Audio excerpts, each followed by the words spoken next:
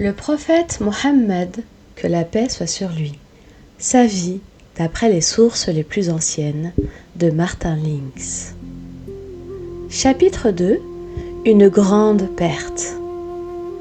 La prière d'Abraham fut exaucée, et de riches présents ne cessèrent d'affluer à la Mecque, apportés par les pèlerins toujours plus nombreux qui venaient de toutes les parties de l'Arabie et de contrées plus lointaines visiter la demeure sacrée. Ce grand pèlerinage avait lieu une fois par an, mais on pouvait aussi rendre hommage à la Kaaba en tout temps, en faisant un petit pèlerinage. Pendant longtemps, les rites furent accomplis avec ferveur et dévotion, selon les règles établies par Abraham et Ismaël.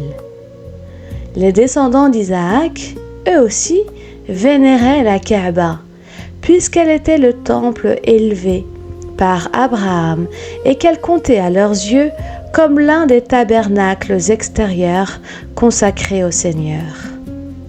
Au cours des siècles, toutefois, le culte du Dieu unique perdit peu à peu de sa pureté. Devenus trop nombreux pour vivre tous dans la vallée de la Mecque, certains descendants d'Ismaël allèrent s'installer ailleurs, emportant avec eux des pierres prises dans l'enceinte sacrée, en l'honneur desquelles ils instituèrent des rites.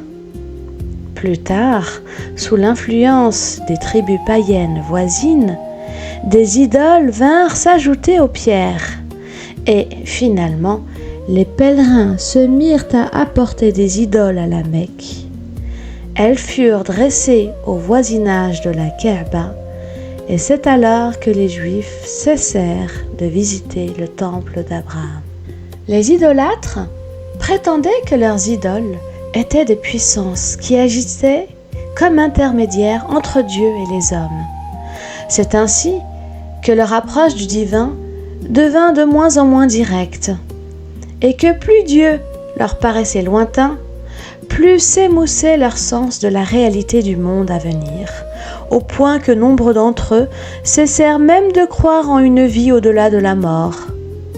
Pour quelques-uns, cependant, ceux dont l'intuition était saine, il y avait un signe évident que la communauté s'était séparée de la vérité, dans le fait qu'elle n'avait plus accès au puits de Zemzem et qu'elle en avait même oublié l'emplacement. Les responsables directs de cette situation étaient les Jurhumites, venus du Yémen, qui avaient établi leur contrôle sur la Mecque. Les descendants d'Abraham avaient toléré cette prise d'autorité parce que la seconde femme d'Ismaël était apparentée à Jurhum. Il vint cependant une époque où les Jurhumites se mirent à commettre toutes sortes d'iniquités qui, en fin de compte, les firent expulser de la Mecque. C'est avant de quitter la ville qu'ils enfouirent le puits de Zemzem, certainement par esprit de vengeance, mais peut-être aussi parce qu'ils espéraient revenir plus tard et y trouver une source de richesse. Ils comblèrent le puits avec une partie du trésor du sanctuaire, constitué par les offrandes que les pèlerins avaient déposées dans la Kaaba au cours des années, puis ils le recouvrirent avec du sable.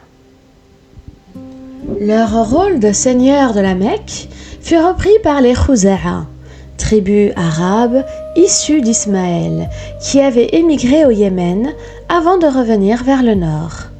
Mais les Khuza'a ne firent aucun effort pour retrouver les eaux miraculeusement données à leurs ancêtres. Depuis lors, d'autres puits avaient été creusés à la Mecque.